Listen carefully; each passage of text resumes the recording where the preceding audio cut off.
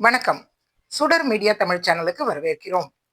நடிகர் விஜயோட மனைவி சங்கீதா விஜய் கிட்ட இருந்து விவாகரத்து கேட்டு குடும்ப நல நீதிமன்றத்துல தொடர்ந்து இருந்த வழக்கோட அந்த மனு வந்து நேத்து சமூக வலைதளங்கள்ல ரொம்ப வேகமா பரவிச்சு. எல்லா ஊடகங்களையும் அந்த செய்தி நேத்து தலைப்புச் செய்தியா இருந்தது. இந்த நேரத்துல விஜயோட அந்த ஐடி விங் அப்படின்னு சொல்லுவோம் இல்லையா, அவங்களுக்கு பிஆர் வேலை பார்க்குறவங்க, அவங்க வந்து களத்துல இறங்கி நேத்து ஒரு விஷயம் பண்ணாங்க. என்னன்னா, எத வச்சு அந்த இளம் தலைமுறையினர் மொத்தத்தையும் நெறைய பேரை வந்து அவங்களோட கைக்குள்ள வச்சிருக்காங்களோ, அதாவது இந்த சின்ன பசங்களுக்கு வந்து இளங்கன்று பயம் அறியாதுன்னுவாங்களே, அப்ப புதுசா போட்ட கண்ணுக்குட்டி 4 கால்ல துள்ளி குதிச்சு இங்கேயும் அங்கேயும் ஓடும். அதுக்கு வந்து சாலையில குறுக்க போனா வண்டியில அடிபட்டு சாவும். அந்த எந்த இதுவுமே தெரியாது அதுக்கு. அந்த மாதிரி இருக்கிற இந்த தலைமுறை அவங்களுக்கு வந்து அப்பா அம்மா பேச்சும் கேட்க மாட்டாங்க. மத்தவங்க சொல்ற அறிவுரையும் பிடிக்காது. தனக்கு தான் எல்லாம் தெரியும் அப்படிங்கிற ஒரு மனநிலையில இருக்கிறது அந்த விடலை பருவம். அந்த விடலை பருவத்துல இருக்கிற புள்ளைங்கள எப்படி இவங்க வந்து தன்னோட கட்டுப்பாட்டுக்குள்ள கொண்டு வந்து வச்சிருக்காங்க அப்படின்னா, இந்த சமூக ஊடகங்கள் மூலமா தான். அவங்களுக்கு வந்து நெறைய லைக்ஸ் வர்றது, கமெண்ட்ஸ் வர்றது இதெல்லாம் பார்த்து பார்த்து அவங்க அதுக்கு ஒரு அடிமையான மாரி இருக்காங்க. இந்த சமயத்துல உங்களுக்கு இவ்ளோ பின்தொடர்பாளர்கள் இருக்கிறாங்களா? அதுக்கு வந்து நாங்க இவ்ளோ பணம் தர்றோம். நீங்க வந்து எங்கள பத்தி பேசுங்க. எங்கள பத்தி இது பண்ணுங்க. நாங்க வந்து இந்த வயசுலயே உங்களுக்கு ஒரு பார்ட் டைம் வேலை தரோம். அதுக்கு வந்து முழு நேர வேலைக்கான சம்பளமும் உங்களுக்கு வரும். அந்த மாதிரி ஒரு காசு ஆசைய காமிச்சு, அந்த மாரி அவங்க புடிச்சு வச்சிருக்கிற ஆட்கள எப்படி வச்சிருக்காங்கன்னா, இப்ப மாநில அளவுல ஒருத்தங்க, மாவட்ட அளவுல ஒருத்தங்க, வட்ட அளவுல ஒருத்தவங்க, அதுக்கும் கீழ இன்னும் ஒவ்வொரு கிராம அளவுல ஒருத்தவங்க அப்படின்னு சொல்லி ஒரு குழுவா பிரிச்சு வச்சிருக்காங்க. அப்போ ஏதோ ஒரு மாவட்ட அளவுல உள்ள ஒருத்தருக்கு கீழ ஒரு 40, 50 பேர் இருப்பாங்க அப்படின்னு வச்சுக்கோங்களேன். அந்த மாதிரி ஒரு ஒரு ஒரு இளைஞன் கிட்ட இந்த விஜயோட பிஆர் தரப்புல இருந்து பேசின விஷயம் நேத்து வந்து வெளியில கசிஞ்சது. அதுல அவங்க என்ன சொல்லியிருக்காங்க அப்படின்னு பாத்தீங்கன்னா, விஜயோட மனைவி சங்கீதா விவாகரத்து கோரி குடும்ப நல நீதிமன்றத்துக்கு போனதுக்கு காரணமே திமுக தான் அப்படின்னு சொல்லி பேசுங்க. திமுக தான் வந்து சங்கீதாவை தூண்டி விட்டு விவாகரத்து இது பண்ண வச்சிருக்கு அப்படின்னு சொல்லுங்க. இப்ப அவரோட மனைவியை வச்சே இந்த மாதிரி அவரை அசிங்கப்படுத்துறதுக்கு இந்த விவாகரத்து விஷயத்த கையில் எடுத்திருக்கீங்க. சப்போர்ட் ஃபார் விஜய் அண்ணா அந்த மாதிரி ஒரு ஹேஷ்டேக் வந்து ட்ரெண்டிங் பண்ணுங்க அப்படின்னு சொல்லி பேசியிருக்காங்க. இப்போ அவங்க என்ன பேசுனாங்க அப்படிங்கிற அந்த முழு விவரத்தை நம்ம பார்க்கலாம். Hello Kavi, it's Sriram from. Hello bro சொல்லுங்க. ஸ்ரீராம் தெரியுதுல்ல? தெரியுது ப்ரோ, தெரியுது. ஓகே ஒரு எமர்ஜென்சி சிச்சுவேஷன். ஓகே. நீங்க நியூஸ் பாத்தீங்களா? பார்த்தேன் ப்ரோ. இது அண்ணாவுக்கு இந்த டிவோர்ஸ் மேட்டர் தானே? அதான் அது கொஞ்சம் வந்து நம்மளுக்கு வந்து நம்ம கையமீறி போற மாதிரி இருக்கு. லுக் லைக் டிஸ்கம்ஃபர்ட் சிச்சுவேஷன்ல இருக்க மாதிரி இருக்கு. இப்ப சீஃப் என்ன சொன்னாருன்னா, we have a tool kit. நம்மளுக்கு எப்பயுமே என்னென்ன பேசணும் ஒரு டூல் கிட் இருக்குல்ல, அதுல என்னென்ன இருக்குன்னா, கரூர் இஷ்யூ வச்சு அண்ணாவை முடக்க பாத்தீங்க. தென் ஜனநாயகனை முடக்கிட்டீங்க. தென் பிஜேபியோ திமுக கூட்டு சேர்ந்து அண்ணனை வந்து 2 நாள் சிபிஐ ஆபீஸ்ல வச்சு விசாரணைன்னு அலக்கழிச்சிங்க கூட்டணிக்காக. இப்போ வந்து இந்த எஸ்ஓபி எல்லாம் போட்டு அண்ணனை வந்து மக்களை பார்க்க விடாத பண்றீங்க. இதெல்லாம் மக்கள் பார்த்துட்டு தான் இருக்காங்க. They are seeing all these things. They are counting your days அப்படின்னு போட்டு டிஎம்கேக்கு எகெயின்ஸ்டா ஒரு ஹேஷ்டாக் ட்ரெண்ட் பண்ண போறோம். வி சப்போர்ட் விஜய் அண்ணான்னு. ஸோ நம்ம என்னன்னா லைக் கரூர் இஷ்யூ அப்ப என்ன வியா ஊகான் என்ன எஸ்ஓஎஸ்ல ஒர்க் பண்ணமோ அதே ப்ரொசீஜர் தான். ஃபர்ஸ்ட் வந்து போஸ்ட் போடுங்க, தென் வீடியோ கிரியேஷன் பண்ணி போடுங்க. ரொம்ப ஃபேமிலி அட்டாக் பண்ணாதீங்க. சங்கீதா மேம் வந்து அட்டாக்லாம் பண்ணாதீங்க. இதுக்கு பின்னாடி வந்து டிஎம்கே தான் இருக்கு. ஸோ டிஎம்கே தான் லீக் பண்ணிருக்கு. இவ்வளவு சீப்பான பாலிடிக்ஸ். இதை வந்து உங்க மக்கள்கிட்ட இது எடுபடாது. மக்கள் இன்னும் அண்ணனுக்கு அனுதாபம் தான் பட்டு இன்னும் நீங்க வந்து அண்ணனுக்காக அண்ணன் ஜெயிக்கிறதுக்கு நீங்க ஒரு வழிவகை பண்ணிருக்கீங்க. லைக் வந்து சொல்லணும்னு சீஃப் சொன்னாரு. So look on this. நான் உங்களுக்கு அந்த டிராஃப்ட் அனுப்புறேன். Look on this. Then it is in hashtag வந்து வி சப்போர்ட் விஜய் அண்ணா. So support Vijay. Okay bro. ஆனா but already we stand with Vijay அண்ணான்னு சொல்லிட்டு we stand with Thalapathy something அந்த மாதிரி ஹேஷ்டாக் ஓடிட்டு இருக்குல்ல? இல்ல இருக்கு. But we are looking we support Vijay அண்ணா அந்த மாதிரி ஹேஷ்டாக்ஸ் தான். நான் அது ஃபைனலைஸ் பண்ணி உங்களுக்கு டிராஃப்ட்லயே அனுப்பிச்சிடுறேன். அது வந்து ரேண்டம் கைஸ் அவர் டிவிகே கேடர்ஸ் போட்டிருக்காங்க.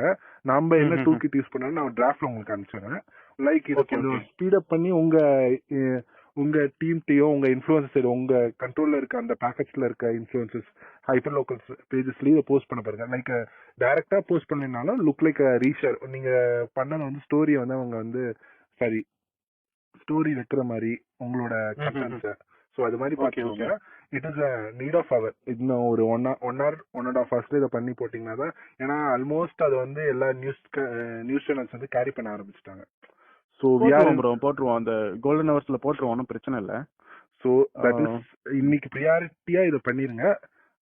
அதுக்கப்புறம் சீஃப்ட நான் பேசிட்டு என்ன அதர் ரெமுனரேஷன் அதர் திங்ஸ் என்னென்ன பண்ணணும்னு நான் பேசிக்கிறேன். ஓகேவா? கொஞ்சம் பார்த்து பண்ணுங்க.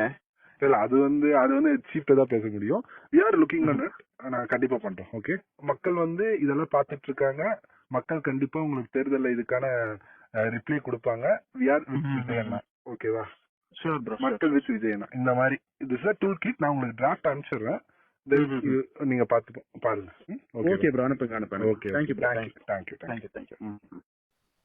பாத்தீங்களா, இது வந்து நேத்து சாயந்தரம் வெளியான ஒரு தகவல். சரி, இது யாரோ வந்து அவங்க தான் வழக்கமா சொல்லுவாங்களே எல்லாம் திமுக சதி அப்படின்னு, ஒருவேளை திமுகவே சதி பண்ணி இதை வந்து உருவாக்கி இருக்கிறாங்களோ அப்படின்னு ஒரு இத்தினோண்டு இருந்த சந்தேகத்தை கூட அவங்களே விஜய் தரப்பே நிவர்த்தி பண்ணிட்டாங்க. எப்படின்னு கேக்குறீங்களா? இப்போ அந்த வெளியில கசிஞ்ச அந்த ஆடியோ ஃபைல்ல என்ன இருந்ததுன்னா, நாங்க உங்களுக்கு டிராஃப்ட் அனுப்புறோம், நாங்க உங்களுக்கு கண்டென்ட் கொடுக்குறோம்னு சொல்றாங்க இல்லையா? அவங்க கொடுக்குற அந்த டிராஃப்ட்ல இருக்கிறத அப்படியே அவங்களும் காப்பி பேஸ்ட் பண்ணிடுறாங்க. நான் வந்து எங்க அம்மா இந்த விஷயம் சங்கீதா விவாகரத்துக்கு ஒரு விஷயம் வெளியில வந்தோடனே நான் எங்க அம்மா கிட்ட கேட்டேன், எங்க அப்பா கிட்ட கேட்டேன். அவங்க என்ன சொன்னாங்கன்னா, வந்து கலைஞர் பண்ணாததாயா விஜய பண்ணிட்டான், திமுகவோட சதி இது, நீங்க வந்து வேலையை பாருங்க, இது வந்து அவர் எதுவும் பாதிக்காது நீங்க அம்மா சொன்னாங்க அப்படின்னு ஒரு வார்த்தை மாறாம ஒரே விஷயத்த வேற வேற வேற வேற பேர்கள்ல அவங்க சமூக வலைதளங்கள்ல அவங்களோட ஆதரவாளர்கள் பகிர்ந்துருக்கிறாங்க. இது ஒவ்வொரு பதிவையும் பார்த்தீங்கன்னா, இப்போ நீங்கள் கேட்ட ஆடியோவில் அவங்க என்ன சொல்லி கொடுத்தாங்களோ, அவங்களோட கண்டென்ட் என்ன அனுப்புனாங்களோ அதை அப்படியே எல்லாரும் காப்பி பேஸ்ட் பண்ணியிருக்கிறாங்க அப்படிங்கிறது உங்களுக்கு நல்லா தெரியும். அதாவது ஒரே விஷயம் வேறு வேறு பேரில் பதியப்பட்டிருக்கும். அதே மாதிரி அந்த ஆடியோவில் என்ன சொல்லியிருக்காங்களோ, எந்தெந்த விஷயங்களை சொல்லியிருக்காங்களோ அதை அப்படியே வீடியோவாகவும் அவங்களும் அதை அப்படியே பேசி ஒப்பிச்சு வந்து பகிர்ந்துருக்கிறாங்க. ஃப்ரெண்ட்ஸ், இன்னைக்கு சாயந்தரத்துல இருந்து விஜய் அண்ணாவை பத்தி அவதூறு பரப்பிட்டு இருக்காங்க. அவர் ஃபர்ஸ்ட் கரூர் விஷயத்துல முடக்கணும்னு நினைச்சாங்க, முடியல. ரெண்டாவது மக்களை சந்திக்க விடாம வந்து அவரை தடுத்தாங்க, அதையும் கடந்து வந்துட்டார். இந்த மாதிரி நிறைய விஷயங்களுக்கு அவருக்கு அவதூறு வந்து பரப்பிட்டு இருக்காங்க. அவர் பேரை கெடுக்கணும்னு சொல்லிட்டு இந்த எச்ச மீடியா பண்ணிட்டு இருக்காங்க. இந்த மீடியாவுக்கு வந்துட்டு நான் ஒண்ணு கேட்கிறேன், இது முக்கியமான நியூஸா, உங்களுக்கு பிரேக்கிங் நியூஸா? ஒரு ஃபேமிலி விஷயம், இது அவங்களோட பர்சனல், இது என்ன ஏதுன்னு தெரியாம அவங்களோட பர்மிஷன் இல்லாம நீங்க வந்து இப்படி பரப்புறீங்கன்னா இது யாரோட ஒரு தைரியத்துல நீங்க பண்றீங்க? நீங்க ஆளுங்கட்சியா இருந்துட்டு என்ன நீங்க செஞ்சாலும் மக்கள் ஏத்துக்குவாங்களா? மக்கள் அவர் பக்கம் தான். இன்னும் நீங்க என்ன அவர் மேல அவதூறு பண்ணாலும் மக்கள் வந்து சிந்திச்சுட்டாங்க, ஆட்சி மாறணும்னு. அதை யாராலையும் மாத்த முடியாது. பண்ணுங்க, என்ன எவ்வளவு உங்களால கேவலமான விஷயங்கள் பண்ண முடியுமோ பண்ணுங்க. நாங்க இருக்கோம், சப்போர்ட் பண்ண விஜய் அண்ணாவுக்கு நாங்க இருக்கோம். இதுல இருந்தே தெரியுது நேத்து வெளியான அந்த ஆடியோ அது வந்து முழுக்க முழுக்க உண்மை, அவங்க தரப்புல இருந்து செயல்படுத்தப்படுறது தான் அது அப்படிங்கிறது. இதுல என்ன விஷயம்னா, இவங்க எல்லாத்துக்கும் திமுக மேல பழிய போடுறாங்க. எடுத்தோம் எந்த விஷயமா இருந்தாலும், ஜனநாயகன் படம் சென்சார் சர்டிபிகேட் கொடுக்கறது மத்திய அரசு, ஆனா அது வந்து திமுக தான் அதுக்கு சதிங்கிறாங்க. சிபிசிஐடி வந்து விசாரிக்க வேண்டிய வழக்கை வந்து சிபிஐக்கு மாத்தணும் அப்படின்னு சொல்லி கேட்டவங்க இவங்க தான். அதாவது கரூர் வழக்க சிபிஐக்கு மாத்தணும்னு கேட்ட அவங்களே இது வந்து திமுகவோட சதி, எங்க அண்ணனை வந்து விசாரணைங்கிற பேர்ல 2 நாள் வந்து முடக்கி வச்சிங்க அப்படின்னு சொல்றாங்க. இவங்க தானே சிபிஐ கேட்டாங்க. இதுக்கே அவங்க அண்ணன் தானே சொல்லியிருக்கிறாரு, சிபிஐ வந்து பாஜக RSS கையில தானே இருக்குது, நீங்க ஏன் அங்க போய் ஒளிஞ்சுக்கிறீங்க அப்படின்னு திமுகவை கேட்டார் இல்லையா ஒரு விஷயத்துல. அப்ப இவங்க தான் அந்த பாஜக RSS கையில இருக்கிற அந்த சிபிஐ கிட்ட போய் ஒளிஞ்சுக்கணும்னு கேட்டது இவங்க தான். அதே மாதிரி அவங்க வந்து சிபிஐ விசாரணைக்கு கூட்டாக்கா அதுக்கான பழியையும் தூக்கி திமுக மேல போடுறாங்க.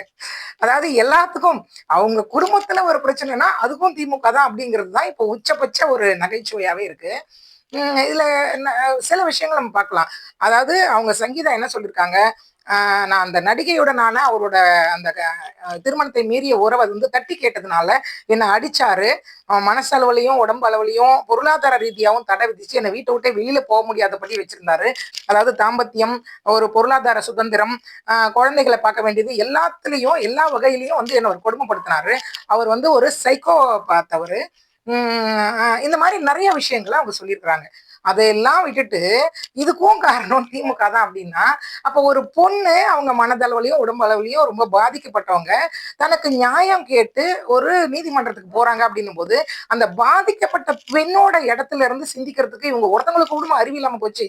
அவங்க வீட்டு குழந்தை, அவரோட மனைவி அவரால் ஒழுங்கா பார்த்துக்க முடியல, அவரோட பிள்ளைங்களை அவரால் ஒழுங்கா பார்த்துக்க முடியல. இந்த லட்சணத்துல அவர் போன மகளிர் தினத்துக்கு வேற ஒரு வீடியோ வெளியிட்டாரு. என்னன்னா, என்ன பெண்களே, நண்பிகளே, எல்லாரும் நல்லா இருக்கீங்களா, எப்படி எப்படி நல்லா இருப்பீங்க, இந்த நாட்டுல இந்த தமிழ்நாட்டுல வந்து உங்களுக்கு பாதுகாப்பு இருந்தா தானே நீங்க வந்து நல்லா இருக்க முடியும் அப்படின்னு என்ன ஒரு நக்கலும் குத்தலுமா அந்த வீடியோ இருந்தது. அப்போ அப்படியெல்லாம் வீடியோ போடுறதுக்கு இவருக்கு என்ன அருகதை இருக்குது அப்படிங்கிறது முதல் கேள்வி. ரெண்டாவது, அவங்க மனைவி சொல்லியிருக்கிற அவர் வந்து மனநலம் பாதிக்கப்பட்டவர் அப்படிங்கிற விஷயம். இதை வந்து அவங்க சொல்லிதான் தெரியணும்னு அவசியமே இல்லை. அவரோட நடவடிக்கைகளை எல்லாம் கூர்ந்து கவனிச்சு பார்த்தோம்னா அது நமக்கே புரியும். இப்ப சமீபத்துல கூட வேலூர்ல நடந்த அவரோட நிர்வாகிகள் கூட்டத்துல பாத்தீங்கன்னா, அவர் பேசிக்கிட்டு இருக்கும்போதே திடீர்னு அப்படியே இப்படி இப்படி மேடையில நடப்பாரு. அப்புறம் வாயில இருந்து என்னத்தையோ எடுத்து வெளியில போடுவாரு. அது வந்து ஒரு போதை வஸ்து அது அப்படின்னு சொல்லிட்டு கூட நிறைய பேர் வந்து சொன்னாங்க. அந்த வீடியோலாம் எடுத்து எடுத்து போட்டிருந்தாங்க.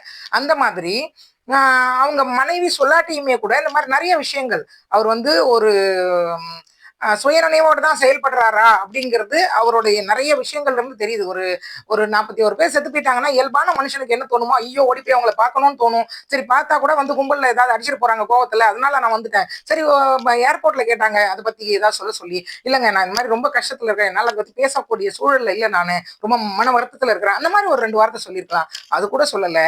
அவர் பத்திரிகையாளர்களை கண்டாலே தலை தெரிச்சு ஓடுறாரு. இந்த மாதிரி எல்லாம் அரசியல் தலைவருக்கான எந்த தகுதியுமே அவர் இல்லாம இருக்கிறதோட யாரோ ஒருத்தரோட அவங்க ஆட்டுவிக்கிற ஒரு பொம்மையா, இன்னொருத்தவங்களோட கை பாவையா அவர் இருக்கிறாரு அப்படிங்கிறத நீங்க ஆரம்பத்துல இருந்து பாத்தீங்கன்னாலே நமக்கு தெரிய வரும். எல்லாத்துக்கும் திமுக மேல பழிய போடுற விஜய், அதாவது அவரோட ஜனநாயகன் படம் முடக்கப்பட்டதுக்கு காரணம் மத்திய அரசு கிட்ட இருக்கிற தணிக்கைத்துறை. அவர் மத்திய அரசு ஒரு வார்த்தையும் சொல்லல. சமீபத்துல திரிஷாவையும் அவரையும் வச்சு அவரை தரக்குறைவா பேசினது வந்து அந்த பாஜகவோட மாநில தலைவர் நயினார் நாகேந்திரன். அவரை எதிர்த்து ஒரு வார்த்தை கூட சொல்லவே இல்லை.